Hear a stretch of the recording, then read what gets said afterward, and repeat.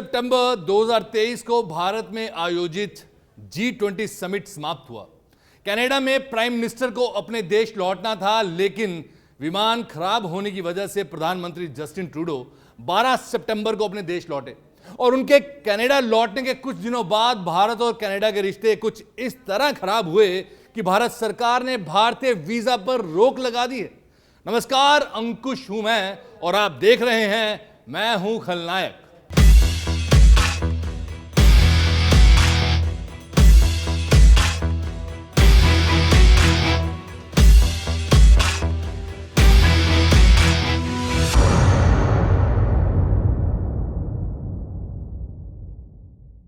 अठारह सितंबर को Justin Trudeau ने भारत पर आरोप लगाते हुए कहा कि 18 जून 2023 को निज्जर नाम के जिस खालिस्तानी का कनाडा में कत्ल हुआ था वो भारतीय खुफिया एजेंसी रॉ ने करवाया था।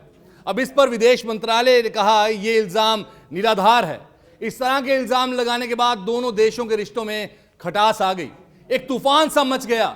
अब उम्मीद थी कि ये रिश्ते जल्द सुधरेंगे, लेकिन इन सब के बीच एक और ऐसी खबर आई जिससे तनाव ज्यादा हो गया और वो खबर थी गैंगस्टर सुखदूल सिंह उर्फ सुक्खा धनुके की हत्या की।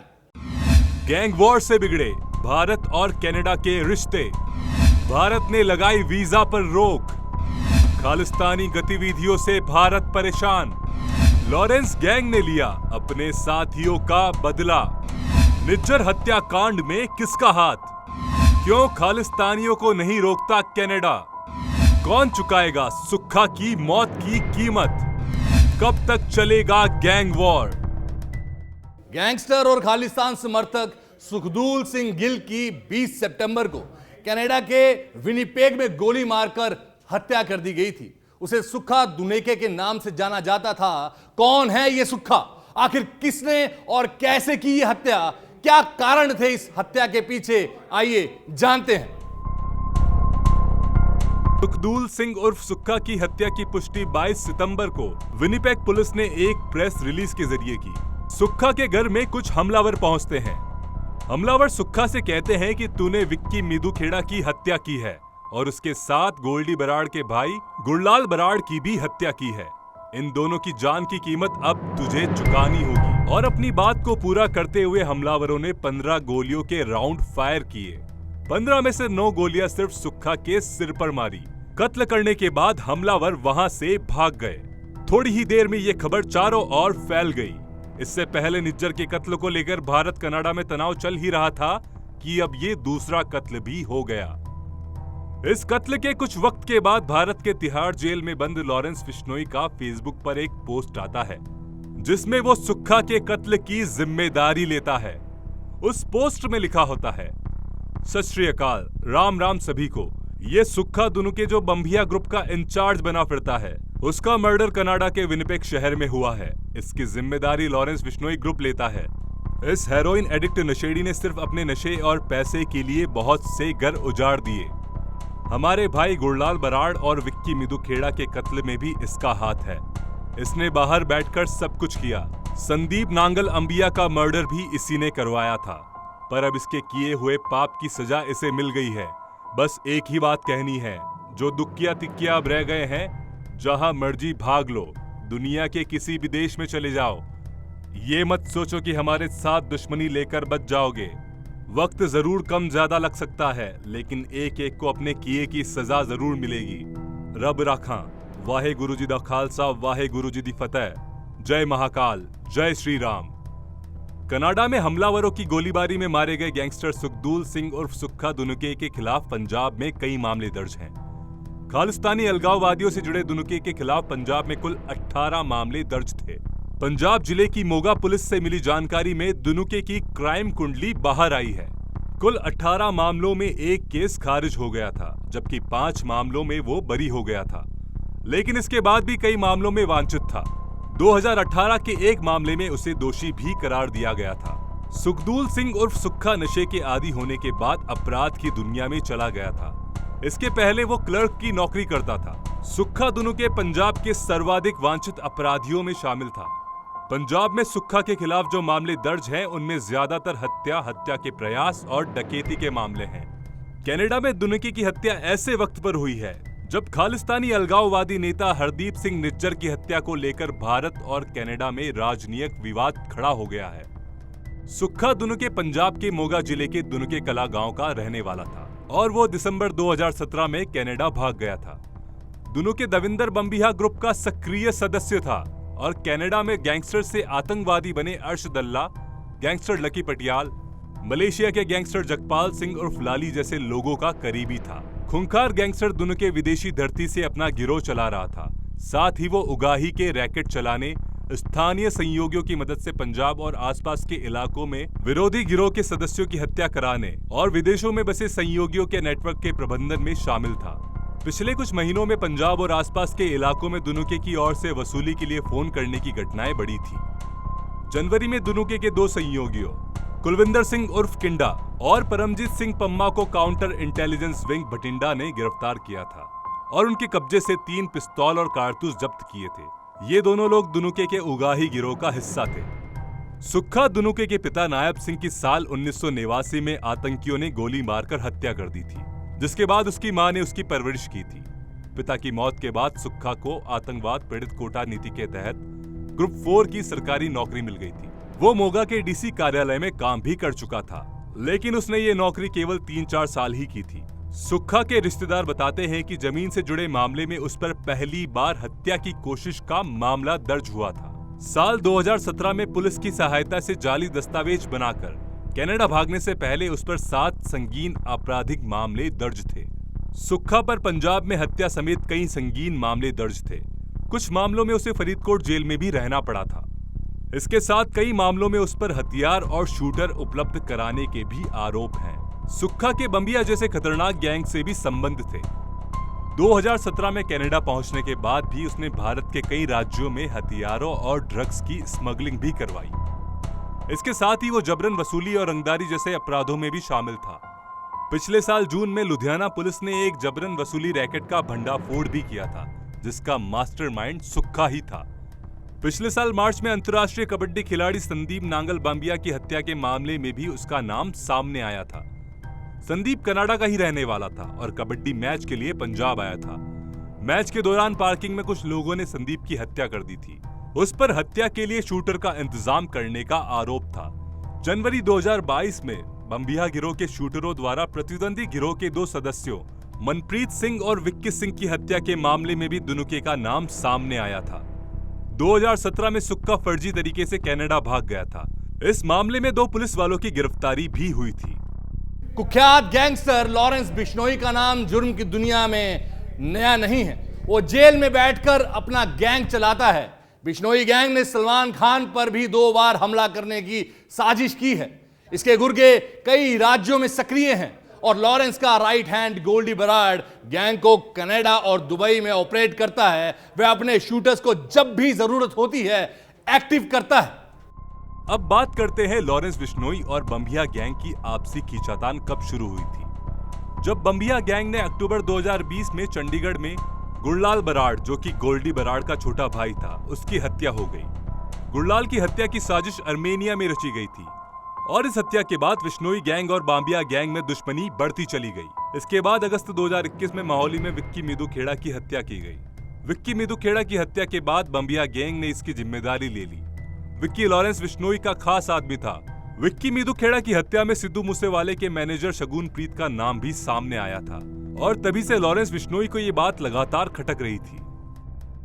शगुन प्रीत पर आरोप था कि उसने हत्या को अंजाम देने वाले शूटर्स को न केवल पैसा दिया बल्कि उन्हें हथियार भी उपलब्ध कराए और पूरा इंतजाम उसी ने किया। कहा जाता है कि पंजाब म्यूजिक इंडस्ट्री में विक्की मिदू खेड़ा बड़ा नाम था। साथ ही विक्की की अच्छी खासी चलती भी थी। लॉरेंस बिश्नोई गैंग ने 29 मई 2022 को सिद्धू मूसेवाला की हत्या करके गुरलाल और विक्की मिदू खेड़ा की मौत का बदला ले लिया था। उसके बाद बम्बिया गैंग ने लॉरेंस बिश्नोई और गोल्डी बराड़ से सिद्धू मूसेवाला की मौत का बदला लेने की बात कही थी। बम्बिया गैंग के साथ सिद्धू मूसेवाला की अच्छी खासी जान पहचान थी। अब लॉरेंस बिश्नोई ने सुक्खा की हत्या की जिम्मेदारी ली है और इस हत्या को गुरलाल, विक्की मिदू खेड़ा और संदीप की मौत का बदला बताया है। लेकिन ये बदले का खूनी खेल और इसकी पूरी कहानी कब खत्म होगी, इसका कब छोर आएगा, इसके बारे में कोई नहीं जानता। सिर्फ कयास लगाए जा सकते हैं। लेकिन इस गैंगवार के बाद अब कनाडा से लेकर पंजाब तक की पुलिस अलर्ट हो गई है, क्योंकि आने वाले समय में माना जा रहा है कि ये गैंग कभी भी कहीं भी किसी के साथ भी टकरा सकती है और आपसी खूनी खेल शुरू हो सकता है। सुक्खा की मौत के बाद कई सारे पहलू खुलकर सामने आते हैं। सुक्खा पिछले 6 सालों से कनाडा में रह रहा था, लेकिन इस दरमियान उस पर कोई हमला नहीं हुआ, ना ही लॉरेंस बिश्नोई की गैंग के द्वारा उस पर कोई हमला किया गया। लेकिन जब भारत और कनाडा के बीच तनाव बढ़ा और इस वक्त में सुक्खा की मौत हो जाना कई सवाल पैदा करता है। सुक्खा की मौत के बाद फेसबुक पर एक पोस्ट आया जिसमें लॉरेंस बिश्नोई ने सुक्खा की मौत की जिम्मेदारी ली। कई सूत्र ये कहते हैं कि यह फेसबुक पोस्ट नकली है, किसी ने लॉरेंस बिश्नोई को मोहरा बनाकर उसका कत्ल करवाया है। इस कत्ल के बाद कनाडा में रह रहे खालिस्तानी समर्थकों ने एक ऐलान किया कि वो इस घटना को लेकर भारतीय दूतावास के बाहर प्रदर्शन करेंगे। भारतीय दूतावास में काम करने वाले स्टाफ को धमकी दी गई और उनके परिवार वालों को भी धमकी दी गई। इन धमकियों का पता चलने के बाद ministry of external affairs India के स्पोक पर्सन ने दिल्ली में एक प्रेस कॉन्फ्रेंस की। उस कॉन्फ्रेंस में उन्होंने कहा कि जिस तरह से भारतीय दूतावास के लोगों को धमकी दी गई है, उसके मद्देनजर उन लोगों का वहां काम करना मुश्किल हो गया है। सभी लोग डरे हुए हैं और इस असुरक्षा की वजह से लोग काम नहीं कर पा रहे हैं। आपने देखा होगा कि जहाँ हमारे जो कनाडा में हाई कमिश्नर और कॉन्सुलेट्स हैं उनको किस तरह के सिक्योरिटी थ्रेट्स वो फेस कर रहे हैं, उसको आप जानते हैं। इससे उनका जो सामान्य कामकाज होता है उसमें बाधा पड़ी है, उससे डिसरप्शन आई है। इसीलिए हमारी हाई कमीशन और कॉन्सुलेट्स अब टेम्पररीली वीज़ा एप्लीकेशंस नहीं प्रोवाइड कर पा रही हैं। हम इस सिचुएशन को रेगुलर बेसिस पे रिव्यू करते रहेंगे, इसकी समीक्षा होती रहेगी। पर अभी के लिए ये सिक्योरिटी सिचुएशन जो कनाडा में और कैनेडियन गवर्नमेंट की इनएक्शन से रहा है, उसके लिए हम इसको अस्थायी रूप में हम इसको वीज़ा आवेदन का जो प्रोसेस है उसमें बाधा पड़ रही है और इसीलिए हमने उसको अभी उसको स्टॉप कर रखा है। फिलहाल के लिए कनाडा में भारतीय वीजा जारी करने पर रोक लगा दी गई है और जब तक कनाडा की एजेंसी इस बात की पुष्टि नहीं करती कि भारतीय दूतावास के लोग सुरक्षित हैं, हालात काबू में हैं, वीजा पर रोक जारी रहेगी। प्रेस कॉन्फ्रेंस में स्पोक पर्सन ने एक बड़ी घोषणा और भी की थी और वो ये थी कि भारत में कनाडा दूतावास में उतने ही लोग कनाडा के होंगे जितने कनाडा में भारतीय दूतावास में हैं। जैसे कि अगर कनाडा में भारतीय दूतावास में अगर 20 लोग कार्यरत हैं, तो भारत में कनाडा दूतावास में भी 20 लोग ही होंगे, उससे ज्यादा नहीं हो सकते। Yes, we have informed the Canadian government that there should be parity in strength and rank equivalence in our diplomatic presence, in mutual diplomatic presence. Their numbers here are very much higher than ours in Canada. The details of this are being worked out, but I assume there will be a reduction from the Canadian side. Khalistani आतंकी हरदीप सिंह निज्जर की Canada के सरे शहर में 18 जून 2023 को गोली मारकर हत्या कर दी गई थी। सरे के गुरुद्वारे की पार्किंग में 2 युवकों ने निज्जर को गोली मारी थी। हरदीप निज्जर खालिस्तान टाइगर फोर्स का प्रमुख था। हरदीप सिंह निज्जर भारतीय एजेंसियों की मोस्ट वांटेड आतंकी लिस्ट में शामिल था। भारत में हिंसा और क्राइम के कई मामलों में उसका नाम सामने आया था, जिसके बाद उसे वांटेड टेररिस्ट की लिस्ट में डाला गया था। हरदीप सिंह निज्जर पंजाब में टारगेट किलिंग करवाता था। इसके अलावा निज्जर अमेरिका, ब्रिटेन, जर्मनी और कनाडा में भारत विरोधी प्रदर्शनों का आयोजन भी करवाता था। इन प्रदर्शनों में भारत के खिलाफ प्रोपेगेंडा फैलाता था। निज्जर सिख फॉर जस्टिस के बैनर तले गुरुपतवत सिंह पन्नून और परमजीत सिंह पम्मा जैसे आतंकियों के साथ मिलकर काम कर रहा था। सिख फॉर जस्टिस को साल 2019 में भारत के गृह मंत्रालय ने बैन कर दिया था। वहीं कनाडा में निज्जर के आवासों को एनआईए ने अपने दस्तावेजों में लिस्टेड किया हुआ है। हरदीप सिंह निज्जर ने सरे शहर के गुरु नानक सिख गुरुद्वारे का अध्यक्ष बनने के लिए जबरन कब्जा भी कर लिया था। पिछले कुछ सालों में निज्जर भारत के दूतावास के सामने लगातार विरोध प्रदर्शन में भाग ले रहा था। एनआईए ने हरदीप सिंह निज्जर पर 10 लाख रुपए का इनाम भी घोषित किया था। तो समय है एक ब्रेक का, मिलते हैं ब्रेक के बाद।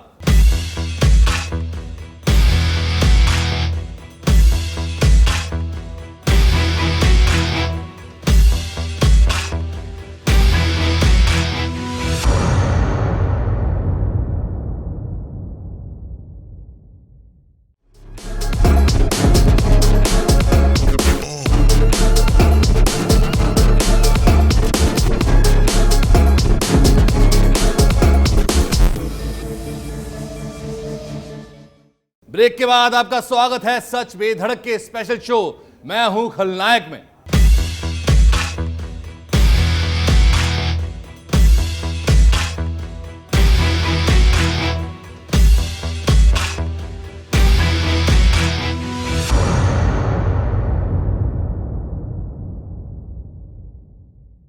अगर भारत और कनाडा के रिश्ते नहीं सुलझते हैं तो इसका नुकसान दोनों देशों को है, क्योंकि कनाडा वो देश है जहां भारत के बाद सबसे ज्यादा इंडियंस रहते हैं। लगभग 24 लाख हिंदुस्तानी अभी कनाडा में रह रहे हैं।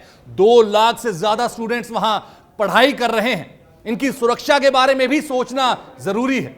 भारत और कनाडा के बीच व्यापार पर भी इन हालातों का विपरीत असर पड़ रहा है। एनआईए ने 41 ऐसे क्रिमिनल की लिस्ट बनाई थी जो हमारे यहाँ मोस्ट वांटेड है। इस लिस्ट को इंटरपोल को भी सौंपा गया था और इस लिस्ट में गैंगस्टर के अलावा खालिस्तानी आतंकवादी भी थे। और ये खालिस्तानी आतंकवादी कनाडा में रहकर भारत में आतंकवाद फैलाने की कोशिश करते हैं। वहां रहकर ये लोगों को फंडिंग करते हैं जिससे भारत के अलग अलग हिस्सों में आतंकवाद फैला सके। इन लोगों पर कनाडा ने कभी भी कार्यवाही नहीं की। अपनी सरजमी पर उन्होंने इन आतंकवादियों को पनाह दे रखी है।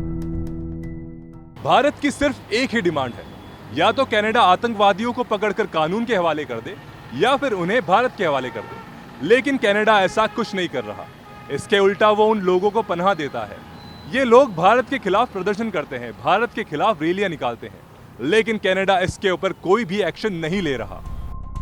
कनाडा के अलावा पाकिस्तान भी ऐसा ही करता है। पाकिस्तान भी आतंकवादियों को पालता है। उन आतंकवादियों ने भारत को कई बार लहूलुहान भी किया है, लेकिन पाकिस्तान भी उन पर कोई एक्शन नहीं लेता और इसका नुकसान पाकिस्तान को भी झेलना पड़ता है। पाकिस्तान में भी आए दिन आतंकी हमले होते रहते हैं, आए दिन मासूम लोग मारे जाते हैं और यही हालात अब कनाडा के साथ भी हो रहे हैं। लेकिन सवाल ये उठता है कि कनाडा ऐसा कर क्यों रहा है? कनाडा बहुत ही शांत देश है, लेकिन फिर भी वो इस तरह की आतंकवादी गतिविधियों को होने क्यों दे रहा है? कनाडा में हमेशा से ही खालिस्तानी गतिविधियों को हवा मिलती रही है और इसका सबसे बड़ा कारण है राजनीति। कनाडा में अभी ट्रूडो की सरकार है। ट्रूडो की सरकार को जगमीत सिंह ने समर्थन दिया हुआ है और जगमीत सिंह पर खालिस्तानी होने का आरोप है। 18 एमपी भी इस सरकार में सिख समुदाय के हैं। ऐसे में अगर कनाडा के प्राइम मिनिस्टर जस्टिन ट्रूडो खालिस्तानियों पर कोई कार्यवाही करते हैं तो जगमीत सिंह अपना सपोर्ट वापस ले लेंगे और ऐसे में सरकार के गिरने के हालात पैदा हो जाते हैं। अगले साल कनाडा में चुनाव है और चुनाव से पहले ट्रूडो की सरकार खालिस्तानियों पर कोई एक्शन लेगी, इस बात की उम्मीद कम है। इन सब के बीच सुक्खा के मर्डर से हालात और भी बिगड़ गए हैं। अब ये हालात तब सुधर सकते हैं जब कनाडा निज्जर के केस में कोई सबूत भारत को दे। फिलहाल इन सभी मामलों पर जांच चल रही है और उम्मीद है कि हालात पहले से बेहतर होंगे। इन सब के बीच गुरुवार 28 सितंबर 2023 को कनाडा के प्राइम मिनिस्टर जस्टिन ट्रूडो का भारत को लेकर एक बयान और आया है। कनाडा के प्रधानमंत्री जस्टिन ट्रूडो ने भारत पर निज्जर की हत्या का आरोप लगाने के करीब 11 दिन बाद रिश्ते बेहतर करने की बात कही है। एक प्रेस कॉन्फ्रेंस के दौरान ट्रूडो ने कहा कि वैश्विक स्तर पर भारत का महत्व लगातार बढ़ रहा है। ऐसे में जरूरी है कि कनाडा और उसके सहयोगी ग्लोबल स्टेज पर भारत के साथ मिलकर काम करें। भारत लगातार आर्थिक स्तर पर विकास कर रहा है और पॉलिटिक्स में अहम भूमिका निभाता है। हम भारत के साथ पूरी गंभीरता से बेहतर रिश्ते बनाने के लिए तैयार हैं, लेकिन कनाडा में कानून का शासन है। हम फिर से इस बात पर जोर दे रहे हैं कि भारत कनाडा के साथ मिलकर निज्जर मामले की तह तक जाने में मदद करे। ये किसी भी लोकतांत्रिक देश के लिए बेहद जरूरी चीज है। साथ ही ट्रूडो ने कहा कि जो भी देश कानून के शासन की इज्जत करता है उसे ये बात गंभीरता से लेनी चाहिए। हम कानून के शासन में रहते हुए भारत सरकार को लेकर अपने पार्टनर्स के साथ एक जिम्मेदार तरीके से आगे बढ़ रहे हैं। अमेरिका ने मुझे आश्वासन दिया है कि ब्लिंकन भारत के विदेश मंत्री एस जयशंकर के साथ मीटिंग के वक्त निज्जर का मामला उठाएंगे। ट्रूडो ने आगे कहा कि अमेरिका ने अब तक मामले में कनाडा का साथ दिया है। उन्होंने भारत सरकार को केस की गंभीरता समझाने में हमारी मदद की है। उन्होंने भारत को बताया है कि वो निज्जर की हत्या में भारत सरकार के एजेंट का हाथ होने की जांच में हमारी मदद करें। सुक्खा और निज्जर की हत्या के पीछे कौन है, इसकी अभी जांच चल रही है। लेकिन कनाडा के प्रधानमंत्री ट्रूडो को चाहिए कि वो राजनीति से ऊपर उठें और दोनों मुल्कों के बीच हुई इस तल्खी को कम करने का प्रयास करें। उम्मीद है कि खालिस्तानियों का जल्द खात्मा होगा और भारत और कनाडा के रिश्ते जल्द ही ठीक होंगे। नमस्कार।